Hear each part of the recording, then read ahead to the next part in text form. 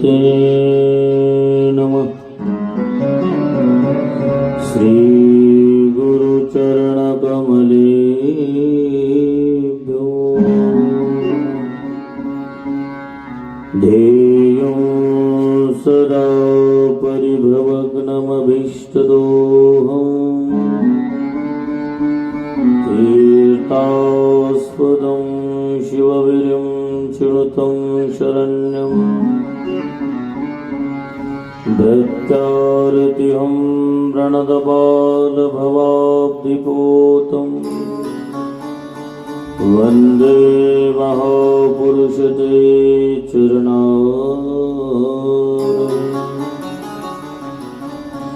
वंशी विभूषितकरानवनीरदाभा पीताम्बरादरुणबिम्बफलाधरोष्ठा पूर्णेन्दुसुन्दरमुखादरविन्दनेत्रा कृष्णात्परं किमपि तत्त्वमहं न जाने। नारायणं नमस्कृत्य नरं चैव नरोत्तमं देवीं सरस्वतीं व्यासं ततो जयमुदीरये।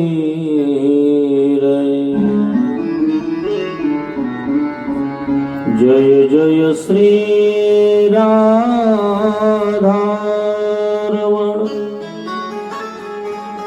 जय जय नवल किशोर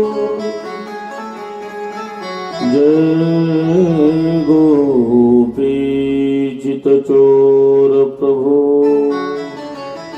जय जय माखनचोर।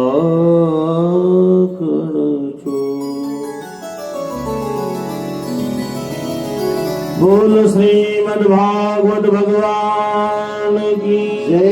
कृष्ण कन्हैया लाल की जय।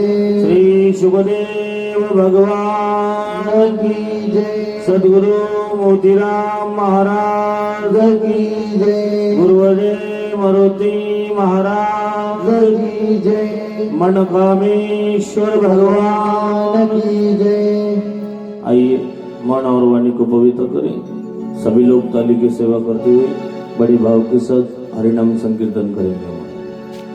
श्री राधे राधे गोविंद गोविंद राधे राधे राधे गोविंद गोविंद राधे।